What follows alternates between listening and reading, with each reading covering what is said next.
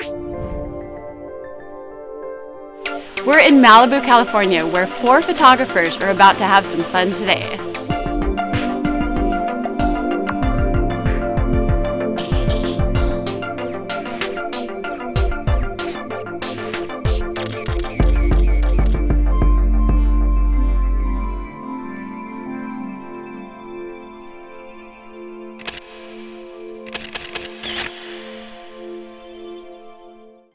Hello everyone, I'm Melissa New and welcome to this week's episode of Framed. 4 photographers came from all over the United States to come here and learn from Brooke Shaden, where she's going to challenge them to step out of their comfort zone. Let's do this.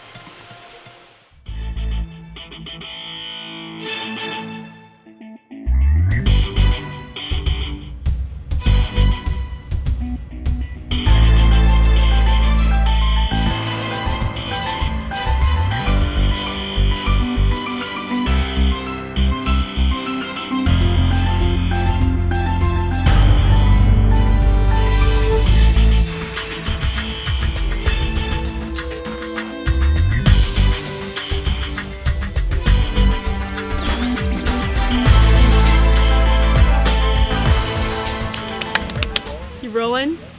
Brooke Shaden, everyone. Brooke Shaden, welcome to the show. Thank you. So what are we doing today? So today we're doing sort of a challenge episode, just in the sense that everyone who's participating is going to be challenged. Yeah. And it's called the Brooke Shaden Challenge, but I hesitate to do so because I don't want people to recreate my style.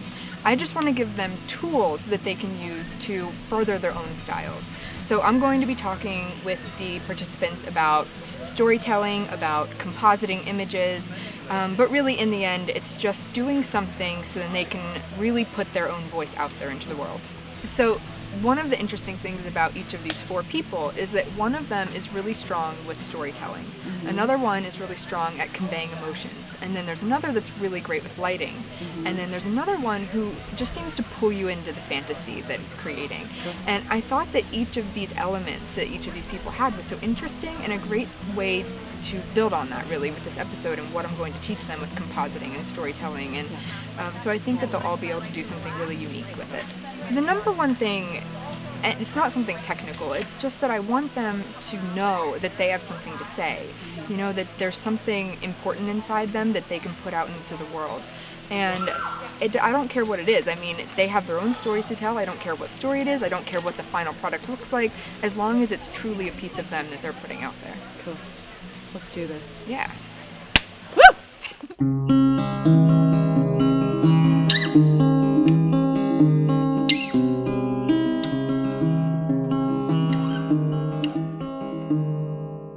I'm Samantha Fielding, and I can't really describe what I am because I shoot all sorts of photography. I'm from London originally. I've been in LA for 20 years, and I shoot a mixture of photography all over the place, from fine art to production stills to portrait, editorial, fashion. I did train back in the day with some incredible portrait and fashion photographers, Annie Leibovitz being one of them, Malcolm Venville, who's an incredible portrait and advertising photographer director, and Peter Zauning. I started shooting professionally 3 years ago again. Had a big break in between, trying to find my vocation, and it came back to me through a road trip, and I haven't looked back. What is your absolute favorite thing to shoot? People. Yeah. Love people. There's so much expression. That's one of the hardest things I think as well, is trying to pull that out of people. Mm-hmm. You know, finding their inner character, dragging it out of them. You came here today. Why did you want to come here today? I discovered Brooke's work about 5 months ago. A friend of mine had worked in a workshop with Miss Anelia, and Brooke and Miss Anelia had worked together on some pieces, and I just found it fascinating how this incredible new talent is evolving through digital photography and post work, and the amazing art that's been created from it. Yeah. So I was excited to meet her. I've always wanted to do a workshop, but she's always sold out. Yeah. So I'm excited to be here.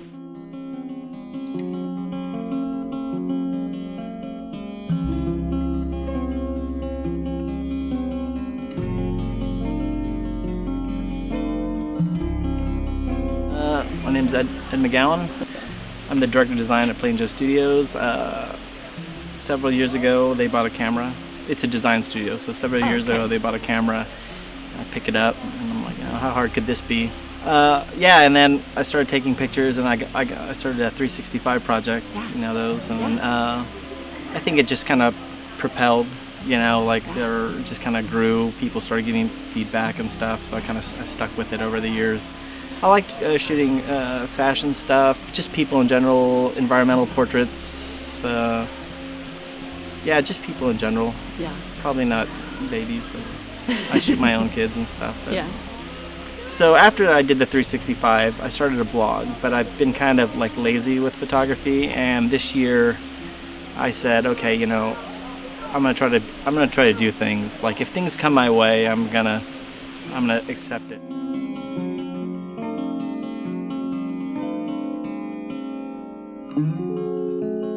She is probably the hardest working photographer I know.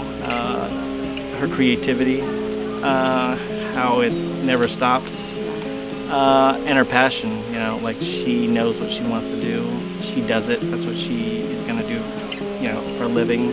She's not interested in, being a celebrity photographer. She's so passionate about her work. And you just can't help but respect that. Yeah. She's probably the nicest person I know too.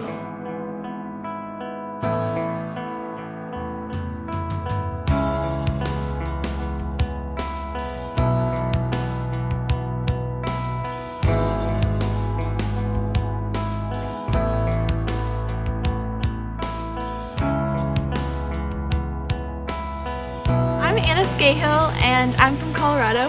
I live in a little small town near Denver, and I love the human subject for photography.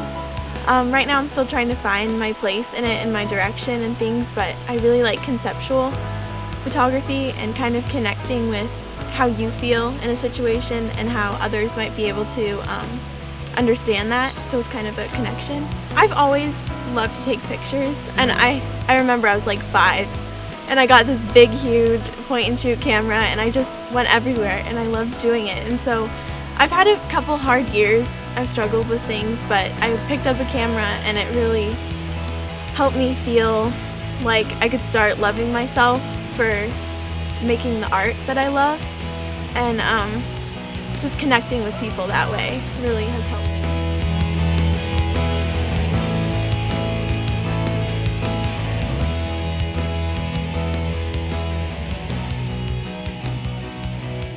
So what's next? When you go home from here, what are you hoping to do?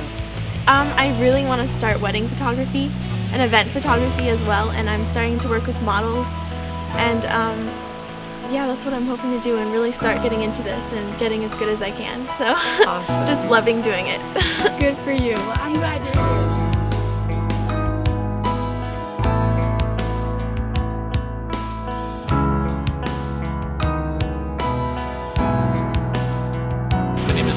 I'm from Menasha, Wisconsin.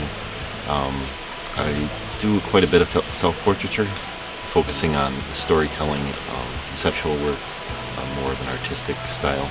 A lot of funky things with lighting to add weird effects and things like that to my shots. I call them like seeds from life, like things that happen to me, but I'm not trying to necessarily recreate. So I kind of take an idea and then I kind of just make up stories about someone else's life. So it's kind of just grows as I start shooting.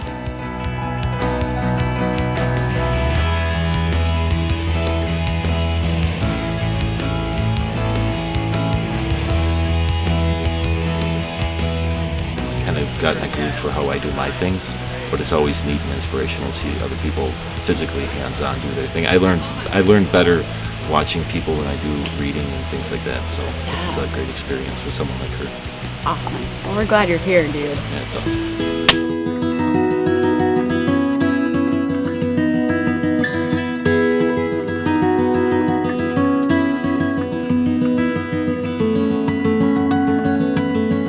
Thank you guys for coming. I know that you're from far away, a lot of you. What I really want to talk to you guys about is not just my style, because what I want to stress here is that I want you to keep your individual styles.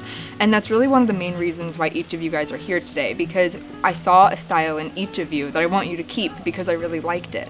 One of the most important things to me is storytelling. So I want to talk a little bit to you guys about how I create stories, how I composite my pictures together to sort of create a reality that isn't our own.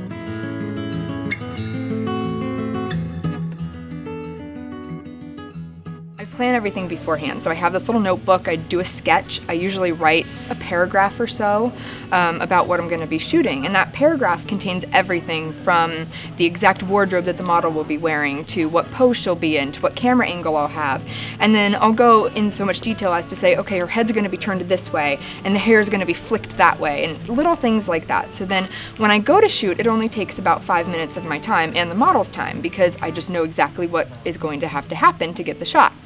And there are always exceptions where, you know, you're using baby powder or something and it doesn't quite go as you thought it would, but for the most part, heavily planned. So there's that strong feeling of intent.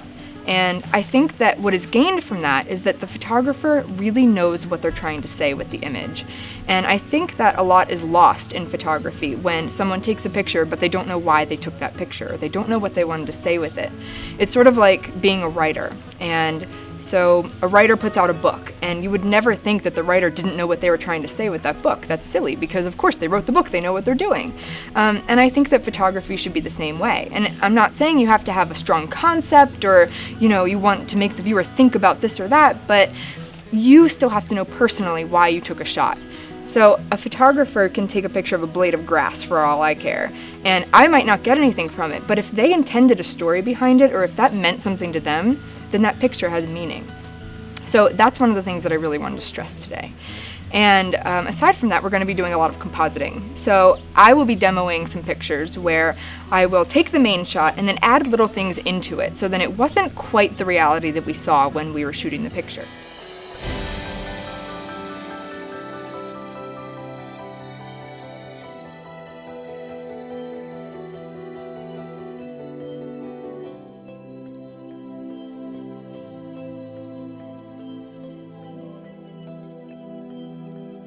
So I just set up my shoot in the bathtub, and I have Katie the model here. And what I explained earlier was about this shower head. So she's going to be holding this above her head just like this. And I'm going to be standing right here with this water that I have in a jug. And I've poked holes in the jug to make it look like a watering can. That's sort of to mimic the water that would be coming out of the shower head. So I'm just going to be pouring it right above. That way it looks like the water is coming from the shower head. And then we still have the problem of the fact that I am in the shot, and we can't have that. So I'm also going to take what I call blank shot, and also known as a plate, where I will be stepping aside, and it'll be just the model here, and I'm just going to take a shot with nothing in this space, so then I can go ahead and erase that out later.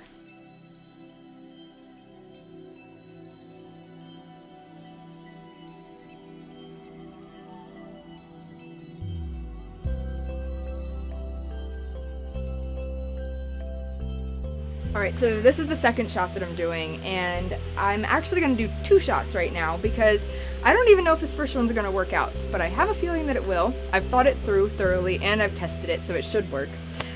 So what I'm going to be doing is I have Sonali, the model, over here in her pose, and what I'm going to be doing is using this clock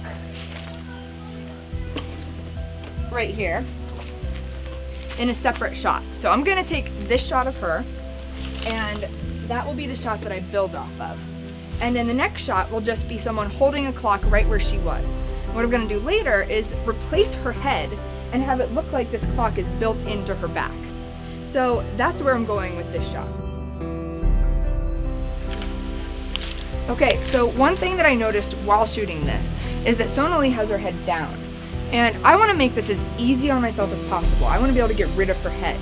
So if her chin is touching her shoulder in the line of the camera, that'll be harder to composite out. So I'm gonna have her just raise her head and turn your head straight to the corner back there. Yeah, that one. Good. So now it'll be easier to just chop her head off later on in Photoshop. Taking my other shot now. 2 more.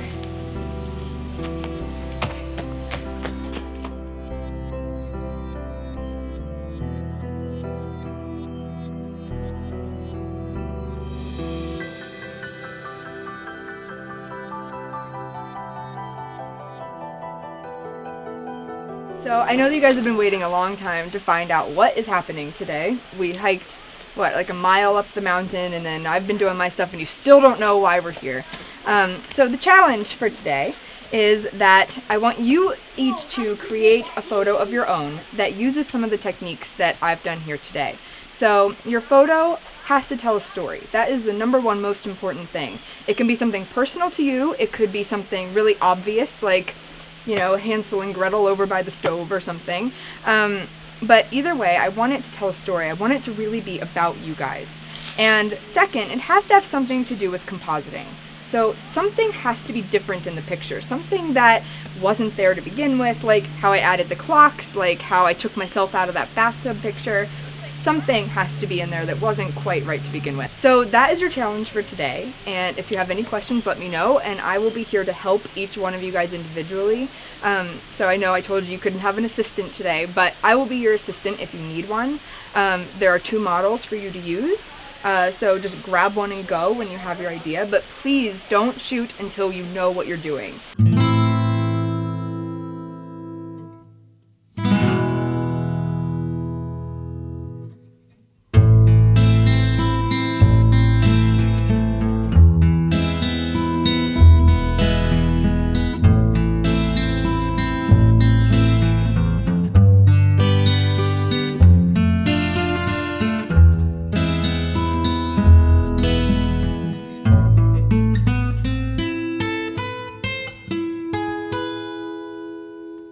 Well, not much time.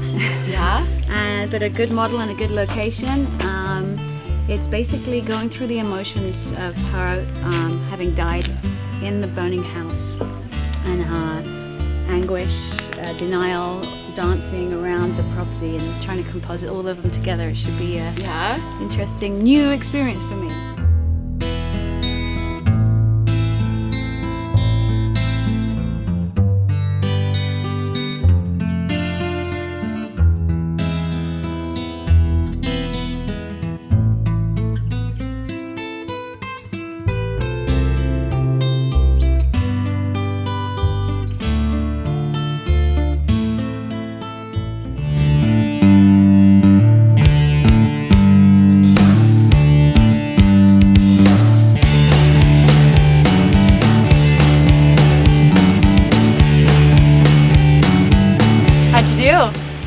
I think it came out all right. Yeah? Stressful. Why was it stressful? Just I think the time, making sure the lighting is right, and sometimes it looks good on camera and you get back, it's out of focus, but yeah, I'm happy. I think the model did great, so. Yeah, she had abs, huh? Yeah, and that's why, You worked wanted out. her to be in that V-sit for a while.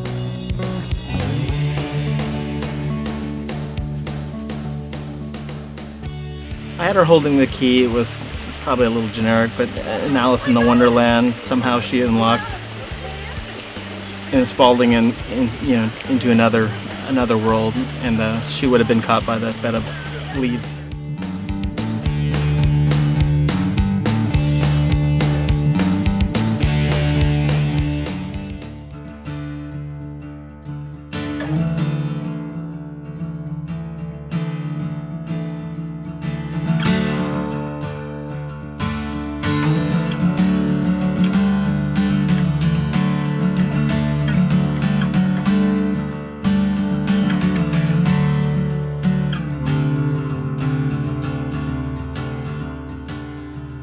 How'd it go? Awesome. Yeah? Yeah, I'm excited. Yeah. So were you nervous at first when you heard about your challenge, and what did you think? Yeah, nervous, and it takes me forever to think things up. Yeah. So yeah, definitely it was a little hard. Sometimes I just go out and shoot and try to figure out what to do, but this was a lot different, and I think it really helped me. Good. Yeah, so you took away that maybe it's easier to plan before rather than plan while you're doing it, maybe? Yeah, exactly. Cool. So what was your strategy? What was your story that you were trying to come up with? With having her in the bathtub, and the water is collecting in the umbrella, it really meant to me that, like, you can't ignore things, and they'll really start to come down and collect, and they won't go away unless you realize that they're there. So the water's eventually going to overflow, and it's going to put out the candles, and then you're going to have a problem. So it's kind of like everything collects, and you can't just ignore it. Yeah. Because it will get worse.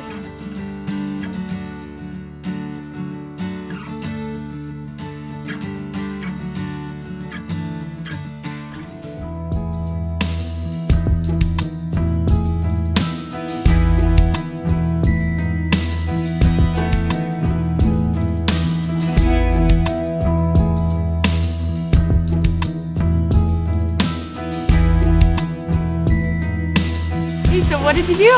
How do you feel about it? I felt okay about it. A little bit different setup and setting that I'm used to, but it was good. Yeah? Yeah. What did you decide to do as your story?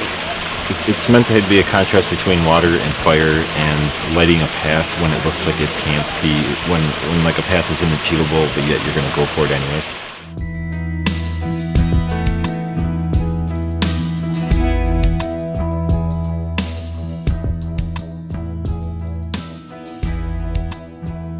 Johnson. I'm an art model and I've just been framed. I've just been framed. My name is Ed McGowan. I'm a graphic designer and photographer, allegedly, and I've been framed. Is that right? I'm Anna Scahill. I'm a portrait photographer, and I've just been framed. My name is Andrew Kufel. I am a storytelling conceptual photographer, and I've been framed. We've just been framed! Frame Season 3 was brought to you by Bay Photo Lab. Frame Network giveaways are brought to you by B&H. Head to giveaways.framenetwork.com for your chance to win. Find out more about the equipment used in this episode on framenetwork.com.